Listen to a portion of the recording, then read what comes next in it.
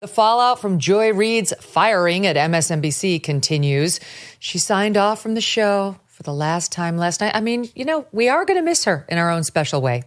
And her now former colleague, Rachel Maddow, never one to not be the center of attention if she can find a way of injecting herself into a story, decided to deliver a monologue aimed directly at her bosses. And this is the theme of what we saw. I looked it up today just so I would know the actual definition. Merriam-Webster, sanctimony, affected or hypocritical holiness. Wikipedia describes sanctimony as a feeling or display of moral superiority. Here's another one for you. Self-righteous, from Oxford. A certainty, especially an unfounded one, that one is totally correct or morally superior. I give you Rachel Maddow. We will kick it off with SOT 7. In all of the jobs I have had, in all of the years I have been alive, there is no colleague for whom I have had more affection and more respect than Joy Reid. I love everything about her. I have learned so much from her. I have so much more to learn from her. I do not want to lose her as a colleague here at MSNBC. And personally, I think it is a bad mistake to let her walk out the door. It is not my call, and I understand that. I will tell you, it is also unnerving to see that on a network where we've got two non-white hosts in primetime, both of our non-white hosts in primetime are losing their shows, as is Katie Fang on the weekend. And that feels worse than bad, no matter who replaces them. That feels indefensible, and I do not defend it. And I do not defend it. It feels indefensible, and I do not defend it. Okay, she really is one of the most, maybe, is she the most annoying people on television. She oozes sanctimony and self-righteousness. And here's the real capper. She took her boss's faces and rubbed them in shit last night. That's what she did. The guy who oversees, she's got two bosses now, right? All right, she's got the first boss who's new. I've got to look up her name because I don't remember her name. What's her name, Steve? Rebecca Cutler. Okay. Who answers to a different boss who's above Rebecca Cutler. His name is Mark Lazarus. His current title is Prospective Chief Executive Officer of SpinCo. That's Comcast planned spinoff of MSNBC, basically. He's responsible for the company's networks. Well, Rebecca and Mark, do you have any spines whatsoever? Are you actually going to let an employee, that's what she is, Rachel Maddow, talk about you, your company, and your decision-making this way?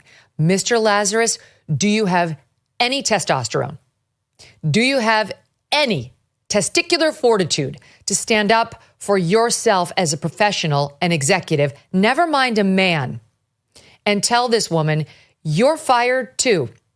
You're fired for insubordination and for disparaging the network publicly in front of our 4 viewers. We're very upset about what they must now think. Why don't you?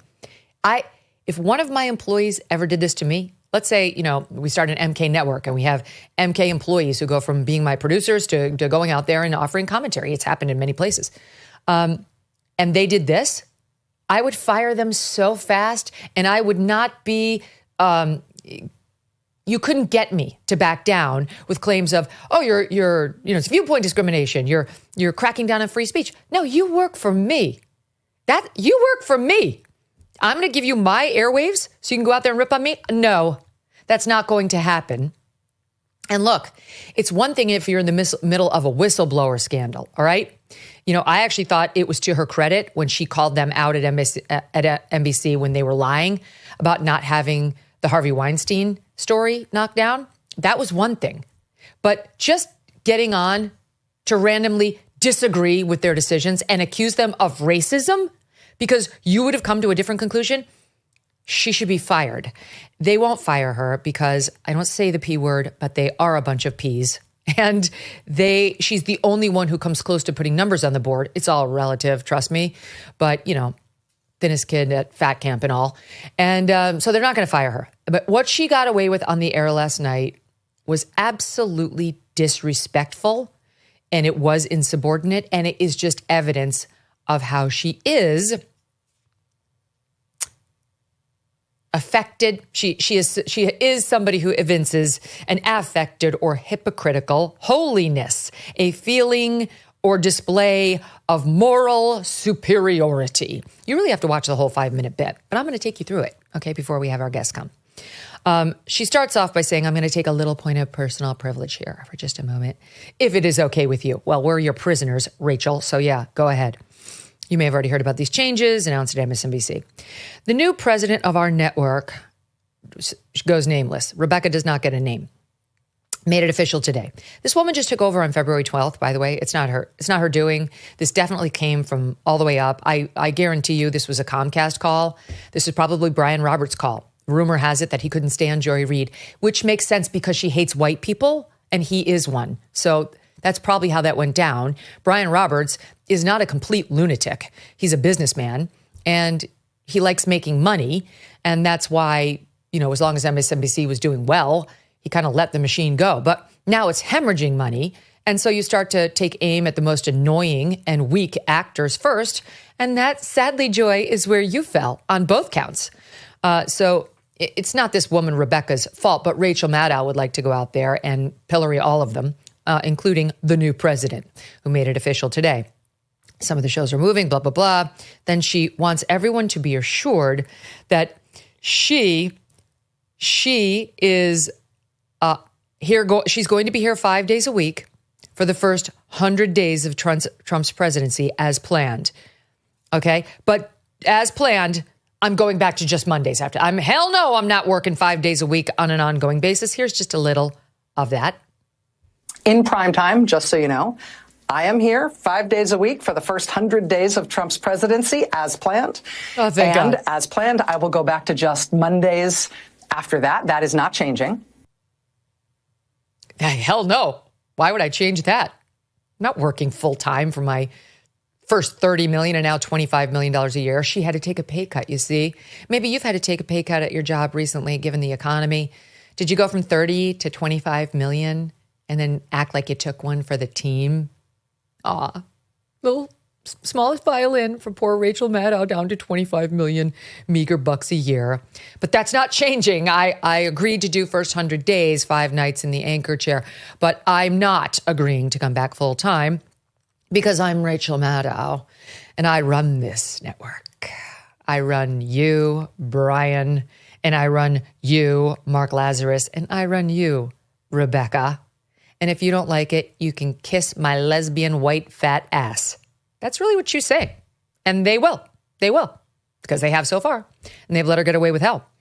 Okay. She points out that Alex Wagner is not coming back at 9.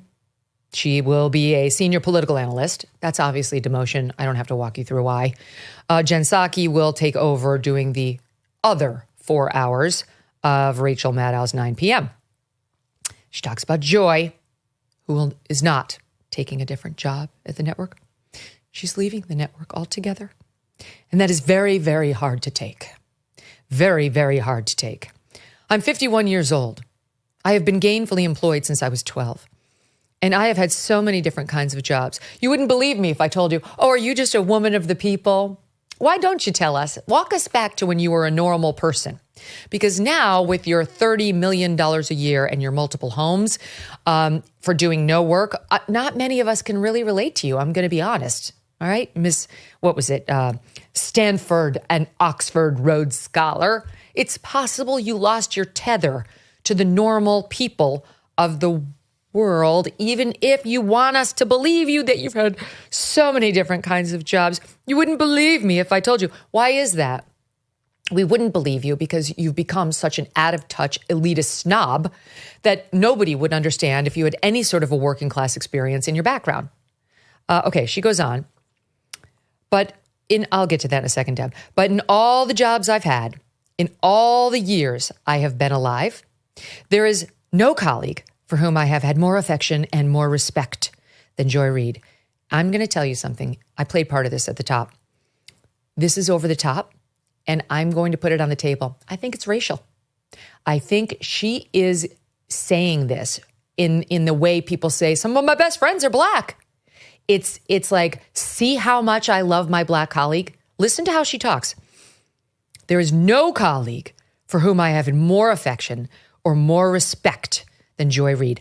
I love everything about her. I have learned so much from her. I have so much more to learn from her. Let me make sure I put myself in this subservient position to Joy Reid, because that is what we do in the Robin DiAngelo field of being an anti-racist, the Ibram X. Kendi field of being an anti-racist. We just put on our listening ears, remember the girl on the White Women for Kamala, and we learn, we listen. And God forbid we feel the need to correct a person of color, we stop and take a beat, because people of color can't be wrong and they can't be fired either, unless they are, in which case then everybody on the left side has to yell racism. And also that they were my best friend and I greatly respected them more than anybody, and I learned so much from them and I have more to learn. Okay? It's a form of self-flagellation and it's pretty obvious. This is not how normal people talk about their colleagues. She is doing this for effect. Okay. I do not want to lose her as a colleague here at MSNBC. And personally, I think it is a bad mistake to let her walk out the door. By the way, think of what a fuck you this is really to her network, which is paying her the $30 million or $25 million a year. Like, who asked her? She's not breaking news here. She's just offering her opinion. My employer fucking sucks and I think is actually kind of racist. Like, you needed to go on the air with that? That's what a door is for. You go and you knock on it and you talk to your bosses directly if you disagree with the decision that they have made. This is not the Pentagon Papers here. This is not calling them out on their lies about Harvey Weinstein, which she did, to her credit. This is, I disagree with your decision and I think you're a racist. Well, if you really think that, then you should not be working there. Why don't you take your $25 million and walk, sister? Put your money where your mouth is. You already have enough money to get you through the rest of your life. If you're really so disgusted with their racism over there, and I'll get to more of her accusations that her bosses are racist, then leave. Why do you want to work for a bunch of racists, Rachel? Could it be that you have a tinge of racism inside of you as well, which is why you feel the need to make such a big deal out of your friendship with the black co-host who you respect more than anybody you've ever worked with ever? Okay. She goes on. It's not my call, and I understand that. But that's what I think. I will tell you, it is also unnerving, and you heard this up top, to see that on a network where we have two, and she does the fingers, two, count them, two non-white hosts in primetime. Both of our non-white hosts in primetime are losing their shows, as is Katie Fang on the weekend. And that feels worse than bad, no matter who replaces them. That feels indefensible, and I do not defend it. So we have two non-white hosts in the primetime. I mean, not for nothing, but 7 p.m. is not prime time, where Joy Reid was. The people in that slot like to say it is, but it's not. Prime time is 8, 9, 10. And the people who have 11, they try to glom onto. But really, it's prime time is 8, 9, 10. Anyway, we'll count it for now. That's the one, Joy Reid, the non-white host, losing her spot. And the other one is Alex Wagner, who I actually didn't know what her ethnicity was exactly. I looked it up. Her father's white and her mother is from Burma, now Myanmar. So she's Southeast Asian. So she's half Southeast Asian, and she's upset about Katie Fang, who is also Asian American. And that's ultimately just so ironic, right? Of course, because it is the white liberals like Rachel Maddow who have been making the arguments that Asians don't count on the oppression scale. Just ask the kids who had to bring that affirmative action case against Harvard, saying, we're getting perfect grades, we're getting perfect SATs and ACTs, we're getting tons of extracurriculars on our resumes, and none of us can get into these schools because you discriminate against Asians. And then we were told, well, you're not on the oppression roster, so that's why, get out. We don't care about the Asians. But now that one half Southeast Asian and Katie Fang is Asian American are getting not fired, but just not allowed to sit in their anchor desk chair anymore. Now that's racist too. Here they count. When Rachel needs to make a point, you're back on the list. Congratulations. Welcome back to Destitution Derby. You are back in the running toward the overly oppressed. Okay, she goes on. Okay, this is where, now this, we kind of talked about her white guilt. Now she's going to get to her rich guilt. But there's just one other piece of it that you should know. From your side of the TV screen, you low-life serfs out there, you will mostly see changes in terms of who's in the anchor chair, the vaunted anchor chair. Don't forget, remember the way they talked about themselves when they fired Ronald McDaniel? The vaunted halls of NBC News. Remember Nicole Wallace? She had the same badge as we did. The disgust. This is how they actually feel about where they work. And actually, everybody who's going to be in the anchor chairs from here on out, they're great. They're great. They're great at what they do. You're not going to be disappointed at all in who's on our air and who you're seeing. Oh, and by the way, we never covered the fact that, yes, 2 of the 4 hosts in her version of primetime are women of color who are getting ousted. Joy Reid's being replaced by 3 people of color. Net, they have more now. All right, they have more. So it's like Alex Wagner, half Southeast Asian, she's gone. Well, a Latina's coming into the prime time who wasn't there before. Joy Reid is leaving. She's a black woman. Well, 2 black people are taking over her spot with that Latina. So, I mean, if we're really just going to go by the numbers, Rachel, I think you've increased your numbers. How does it work? Let's call in Ibram. Let's call in Rachel. Or whatever her name is. Robin. Okay. So she goes on. Okay, you're going to love everybody. But one thing you cannot necessarily see, you people at home, is that the people who get our show on the air, they're being put through the ringer. Dozens of producers and staffers, including some who are among the most experienced and most talented and most specialist producers in the building. Doesn't really sound like a Rhodes Scholar. Are facing being laid off. Laid off, I say. There could be actual job losses here. She's absolutely disgusted that now they are, quote, being invited to reapply for new jobs, but that this has never happened at this scale in this way before when it comes to programming changes, presumably because it's not the right way to treat people, and it's inefficient, and it's unnecessary, and it kind of drops the bottom out of whether or not people feel like this is a good place to work. And so we don't generally do things that way. All right? And she goes on, but in the meantime, being put in this kind of limbo, the anxiety and the discombobulation is off the charts. It's off the charts. And I'll get to that in 1 second. So here she is trying to be like the person I feel for the little guy. I'm the one who's not, I don't really care mostly about Joy. I care about Joy's staff because they're the good people who are now wondering what's going to happen to them. And indeed, they were told that they're laid off, reportedly, that they could reapply for a new position on a different show. But obviously, NBC News had it with the messaging coming off of that show at 7. And they're 100% right that not only did Joy Reid need to go, but the whole staff needed to go. What kind of a lunatic would stay working for Joy Reid if they did not believe what she's saying? I mean, as I said not long ago, the woman tried to start a race war multiple times, including right after Trump won. There was just, yes, I'm sorry, but you all have to go. You all have the stank of her racist viewpoints and hatred of America all over you. Good luck getting any other job.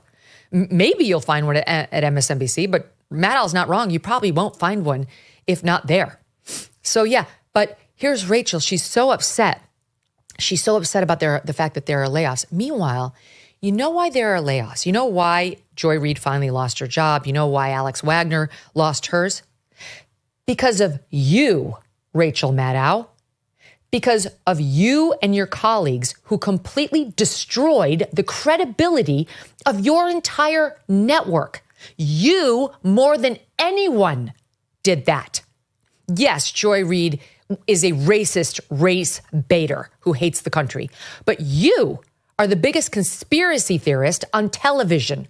You're the one who pushed Russia, Russia, Russia, Russia, Russia, Russia, Russia for years, trying to make it sound like you had special insights you could let us in on that only the great Rachel Maddow could see through to, and night after night trying to drive up your numbers with a bunch of made up bullshit. And the reason we know it was made up and it wasn't a good faith error, which can happen but didn't hear, is because you never owned it and you never apologized and you never corrected the record. Your network is imploding because you have lost the credibility of even your far left viewers. They know you're bullshit. They know your colleagues are bullshit. They know you hate the United States, that you've been misleading them serially for years now. So I'm glad you feel sad that some staffers are getting laid off. But if you're looking for someone to blame, look in the mirror, sister. It's actually not the fault of the new woman, Rebecca, who took over 2 minutes ago. It's your fault. And it's absolutely Joy Reid's fault and Lawrence O'Donnell and Chris Hayes. And you know what? If we're going to play by your rules, why isn't somebody answering at MSNBC over the fact that the two white guys and the white woman, Joy Reid, got to keep, Rachel Maddow got to keep their jobs, and Jen Psaki, another white woman, got elevated into the primetime? Why don't they have to answer for that? Those are their rules. We continue to face uncertainty when it comes to the economy, with a perfect storm brewing as Social Security and Medicare hit a breaking point as the largest generation is hitting retirement. A smaller workforce means a smaller tax base. You pair that with our growing national debt and rising cost of living, and we could have a big problem. So what are you doing now to protect your family for the future? Well, gold can be a safe haven in hard economic times, and Birch Gold makes it easy to diversify a portion of your savings into physical gold. Birch Gold will help you transition an existing IRA or 401k into an IRA in gold, and it does not cost you 1 cent out of pocket. Protect your future today. Text MK to 989898 and get your free info kit on gold and a copy of the Ultimate Guide for Gold in the Trump Era with a foreword by Donald Trump Jr. There's no obligation, just information. Birch Gold has earned the trust of countless Americans looking to safeguard their savings. Just text my initials MK to the number 989898 today. Thanks so much for watching. If you like what you just saw, hit the subscribe button for more clips and full episodes.